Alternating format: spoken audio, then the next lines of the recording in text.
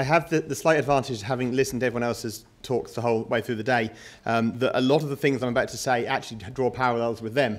I also have the slight disadvantage that I now have to come up with something new to say after they've essentially been through all of my key points already. But we can try. So my name's Waterson. I work in the Transport Research Group, which is actually part of civil engineering and part of the kind of built environment work here, for those who don't know it. And we've spent, as a research group, the last 50 years trying to exploit as much knowledge and as much technology and everything else we can do in order to try and create a better transport system so that all of you can get safely, efficiently, quickly, smoothly, wherever you want to go, and increasingly all of the things that you want to come to you to get as far as the same way and actually arrive in a reasonable condition. Over that time, we have, shall we say, collected quite a lot of data. We have essentially spent quite a lot of time either in the early days installing infrastructure to try and monitor what's going on, and in the later days actually trying to, almost as it were, measure kind of like from the data sorts, some of the data sets that exist. Yes, I will mention Twitter in here. Yes, I will mention the kind of fitness watches and things, and so all of those kind of things go on. In order to try and keep this reasonably coherent, I will probably restrict myself to land transport here, but actually quite a lot of the things I say equally apply to sea travel and air travel and things as well. Okay, so it's worthwhile when we're talking about data mining and transport, and especially kind of like monitoring travel patterns and things like that, of going back just a little bit in history, give a very brief idea of until the kind of like digital revolution, where we actually were. Because generally what we had was a system where if we wanted to know what was going on, we actually had to go out and put some kind of physical infrastructure at a location. And you can imagine, therefore, trying to monitor an entire transport system gives us very, very sparse data indeed. So we started off with essentially what referred to as the kind of loop detectors, these kind of like dark rectangles you see in the road. What they actually are for are monitoring whether or not there's a large metal object, let's call it a car, goes over the top. So we have a kind of like, if you imagine adding some communications to that, we get a nice real-time feed as to essentially what is currently going, how many vehicles are going down a road at any period of time. This is great as far as all of the GDPR people are concerned, because I know absolutely nothing about it other than it is a large metal lump. I can't even tell, for example, whether it's a car or a van or a fast-moving bus, because they all look the same. In terms of the railway, the similar thing exists. These are the kind of the track circuits, which are the things that actually monitor the trains going past, so we know where the trains are, and which is what changes the signal lights and gives you the information. But generally, this is what we had. So unless there was the information out there that we'd gone out and actually put some kind of sensor in a specific place, we knew nothing. You can see why we spent 50 years trying to work out what's going on. Nowadays, of course, things are a little bit easier. We have these kind of people. I believe we've got a few in the audience, so I have to be very careful what I say here. They are very helpful, wonderful people who help us out lots. Then, of course, in the railway, we've got these kind of people who are very good in passing information between each other in codes that are completely ununderstandable to anybody other than themselves.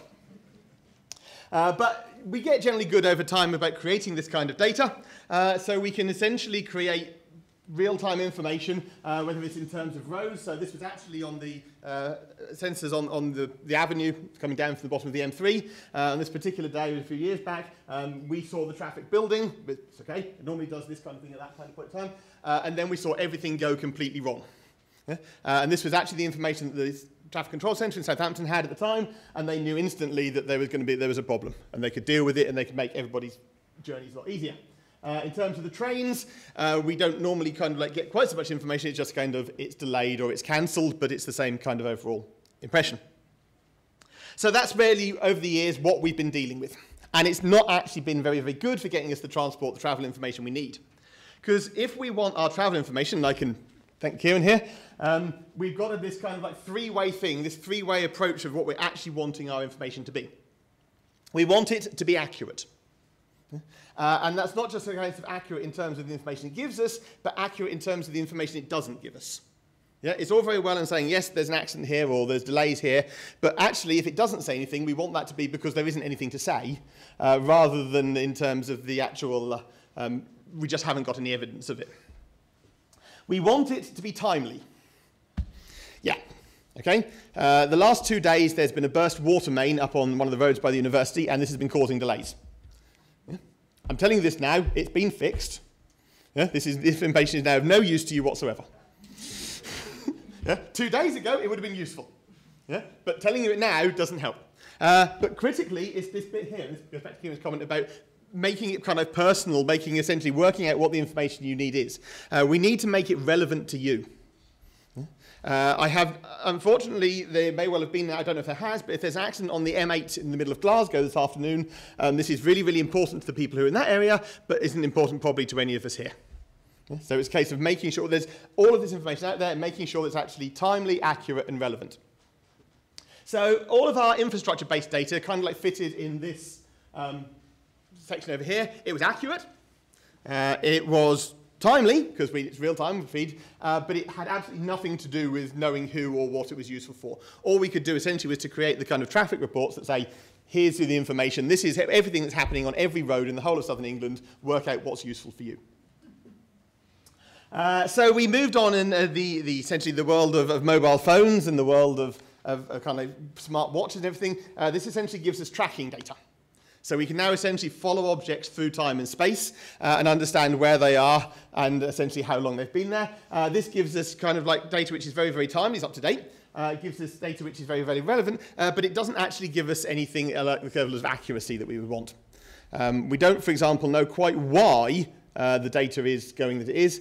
For example, if you look at the data for the times of travel coming up Burgess Road at the top of the university here, from the halls of residence in the morning, everybody appears to be moving very, very slowly in terms of the kind of like the monitoring data, but that's because most of them are students who are walking up the hill or cycling up the hill rather than kind of people driving in the cars. The last one I'm going to put in here is the social media data, and I'm so glad I agree with what Les and Susan were saying, that it is very, very relevant to the individual person, but it has absolutely no level of accuracy and no level of timeliness. As I'll try and give you some examples in a minute. So what we're really aiming for is something in the middle, and therefore what we often try and do is to kind of like exploit all of these things, and the advantage of all of them, and the overlaps between them especially, and therefore say, well, if we know this bit of information from here, and this bit from this source, and this bit from this source, we can put it all together and get a better understanding of what's going on. And therefore we can then give that out to the people.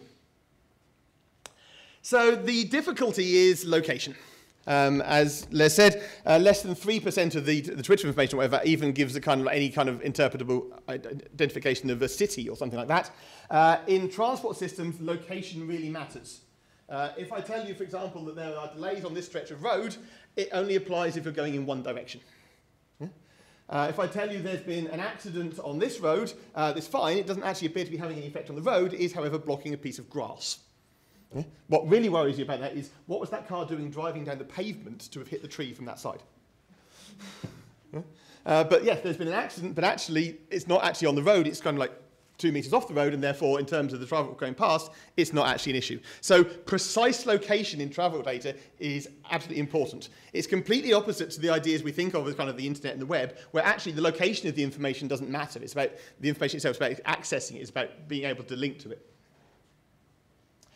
So this is the kind of tracking system. This is Google Maps traffic. This is Southampton on a particularly bad day, not because there are large quantities of delay, but because one of the roads is currently happily leading you into the middle of the Southampton water. I don't entirely know what happened to the mapping algorithm at that point, but it decided to have an extra road, slightly congested, leading straight out into a rather wet end. But the point is that it's not, well, the data that this is based on has a difficulty in that it's essentially aggregate data. And the problem with the aggregation is that none of the data itself is actually typical of the individual conditions. For example, the theory exists that, okay, if you have a large amount of data coming through, then that is the thing which is most representative. Not in travel data, because that's the 50 people on the bus, each with a mobile phone, that suggest that this is stop and start traffic as you're going along the road. It's not, that's the bus stopping and starting at the bus stops and things. So actually understanding precisely what this data is telling you is itself far from a simple situation. Okay, social media data is even worse to try and use. I had a student a few years back who suggested, and we always encourage our students here to suggest their own projects and things, and I had a student who suggested that he could use social media data in order to create real-time traffic information. And it's not actually kind of like going to give him particularly good, so I told him so. Unfortunately, he chose a different project. But I won't ask for a show of hands about how many of you sent out some kind of tweet or message about how bad the transport system is. All I will say is that just occasionally, can you please send out ones that say how nice it is? Preferably when you're not actually driving along at 70 miles an hour. We typically tend to get the messages about how bad things are because those are the times when actually you're stopped and you've got time to send messages and things. But on behalf of all of the people who work to make your transport systems work better, the occasional thank you does actually help somewhat. The problem with the Twitter data, as an example, comes from essentially the fact that people cannot represent what the actual issue and the problem of things is. So I did a quick search at the time of the student statistics project for the hashtag congestion.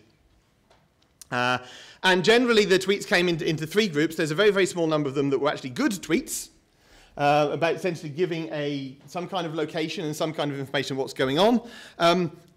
But even then, they're not that good. How many people in this room happen to know where, on the 660-mile-long A1, is the Black Cat? I'll give you a clue. It's here. There is a roundabout with a statue of a black cat on it, so it's known as locally as the Black Cat roundabout. But I don't know that. Yeah? There's possibilities that tomorrow I might be driving up the A1. I have no idea about the local knowledge, the local ways of describing locations and things like that. There's the bad examples, which basically just say, yeah, I'm in congestion. And then there's the really weird ones, which are most definitely talking about congestion, but in this case, as cures for congestion, but not the traffic kind. So we'll just miss over those. It doesn't get any better if you try kind of like delays and delayed for the public transport. We get good things suggesting what's going on. But even then, the top one there, the good one, doesn't give us really much timeliness because it tells us basically every day for the last 5 days there's been a problem. Well, yeah. What we really want to know is every day for the next 5 days there's going to be a problem. We've got the bad situation, which basically says, it's not working. Fix it. And then you get the really bizarre ones, which are, again, nothing to do with the transport at all, but essentially about the fact that you're kind of like behind everybody else in terms of catching up with various television series. So I'm absolutely, along with kind of like Susan and Les, that there is a difficulty in using this data. But my problem in terms of the travel is not about essentially interpreting where people are and things like that. It's actually about the content of this information. That the content of this information does not directly give us the kind of information we need. And yes, I know there were kind of sentiment analysis and things like that, but that gives you, again, statistically the overall picture, whereas what we want is actually the real detailed knowledge of what is going on. There have been success stories.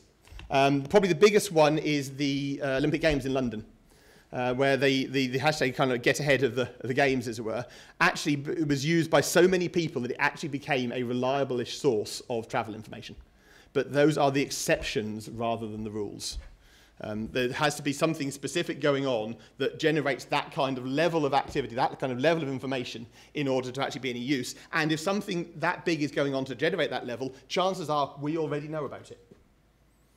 So it was additional useful information, but it didn't actually tell us anything we didn't already know.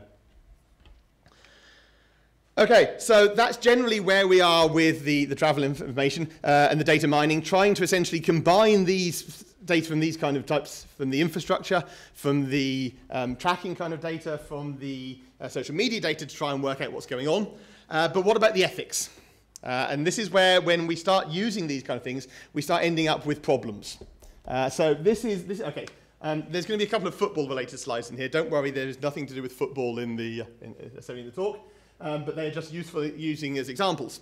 So this, for anybody who knows it, is Portman Road. This is the home ground of Ipswich Town Football Club. Now, I use this because the area around Ipswich Town Football Club is, shall we say, the red light district of Ipswich. And it's also the easiest way to get from one part of the city to one part of the town to another. But if you were to actually track the behaviour of a driver going through this, they would appear to be driving through the red light district, driving along for a bit, and then stopping at a corner, at a junction, and then driving off another bit and stopping at the next corner. and then driving off a bit and stopping at the next corner. If you're lucky, people will look at that and think, they're stopping at the traffic lights. If you're unlucky, they think, well, you're stopping at the corners in order to talk to the people standing on the pavement. Yeah? And generally, you're likely to get into some kind of issues if people start jumping to conclusions as to precisely why you're doing what you're doing. It comes back to the issue we had earlier about kind of like the misidentification of potential suspected terrorist. What we're observing is the end symptoms, the end patterns. What we're not observing is the cause. Yeah? There may well be multiple causes for exactly the same end result within the data, and it's reversing that kind of process that causes us problems. The second ethical issue is when, essentially, as has been suggested earlier, you might be leaking out information that you weren't actually even aware of. And this comes back to the issue of, essentially, the fitness trackers, and as Les said, it's kind of like tweeting out the fact that you're out for a run. So this is a kind of a heat map of essentially a whole load of people coming from the Strava fitness app kind of tracker, where essentially people going out for a run, and essentially the servers in the centre collected, these are the areas where you might want to go for a run, because these are the areas where lots of other people go for a run. Yeah. This is Bagram Air Force Base in Afghanistan. This is all of the servicemen going out for their runs and occasionally going out on the patrols and things around outside, which is probably not the kind of information you actually want to be leaking out. Yeah? It's not about the data itself, it's basically the consequences of this data coming out. These are the kind of ethical issues that essentially we need to deal with. The other thing is about the kind of ability to track an individual person. So this is the England football team. Yeah, who are currently out in Russia. Hang on, have they played a match yet? Yeah, they're still currently out in Russia. They might be back home sooner than we expect. The critical thing, however, is not that I know these people are in Russia. The critical thing is that I know these people are not at home. Because when we do surveys occasionally asking people, are they worried about the fact that we know where they are? And generally, we get the answer back, probably no. And then we ask the follow-up question and says, well, okay, but does that mean you're happy we know where you're not? Yeah? So Wendy was worried earlier that she was going to be targeted by some kind of drone strike to knock her out. More worryingly is the fact that I know she's here, which means she's not at home at the moment. Yeah? There are consequences to this. Yeah? If, for example, we find out what they are, this was from the beginning of January. This is one of the strikers for West Bromwich Albion, who, while he was out playing a football match, televised on the things everybody else, so everyone knew he was there because he was being kind of live streamed as people watching the match. They went round and they burgled his house. And unfortunately, this is nowhere near as uncommon as we would like it to be. Yeah? The information essentially about saying where you are is also telling people where you're not. The basic issue is that we are trying to build up a picture of what people do typically and what they are doing at any precise moment in time. This is what enables us to give them the personalised travel information. So the chances are your mobile phone, even on its own, even if we don't combine it with any other sources, chances are your mobile phone knows where you live. It also knows where you work, and probably if you look at your various apps and things, it will tell you, okay, if you were to leave to go home now, it would take you this period of time. Yeah? That's the personalised information that generally is seen as being the kind of thing that you want.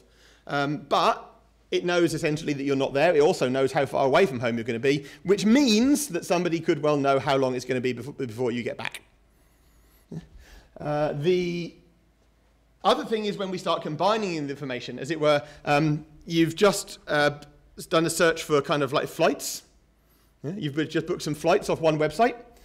You've booked a hotel for 2 weeks somewhere else, off another website. And then as it says at the bottom, you've just sent out a message saying how long before it is you're going to be back. Yeah? Now, I have no idea where Mr. Technical Analysis at the bottom there lives, but I'm fairly sure that if I really wanted to, I could probably use other sites and other sources of information in order to find that one out as well. Yeah? So I know basically he's going to be away. He's going to be away probably until the end of the month, as that was sent out about 3 days ago. I also know he used to be a stockbroker, because that's essentially on his Twitter profile, and therefore the chances are that his house is going to be a reasonable target if I was disreputable. Yeah? So I'd like to declare that we don't actually do any of this kind of information, because otherwise I'm going to become Alison Knight's worst nightmare within the university. But what I wanted to do here was to try and show the potential that we've got if we take what is actually perfectly reasonable data. Every single thing that I've talked about here would come under a justifiable use within the GDPR. Get the acronym the right way around. As essentially, yes, this data is being collected for this particular reason, and this data is being collected for this particular reason. It's when you start putting all those pieces of data together, not just from different sources, but essentially the same source day after day after day, you start to be able to profile people in terms of where they are, where they're going to be, where they're not, and that's where the ethical issues actually come in. I'll stop there.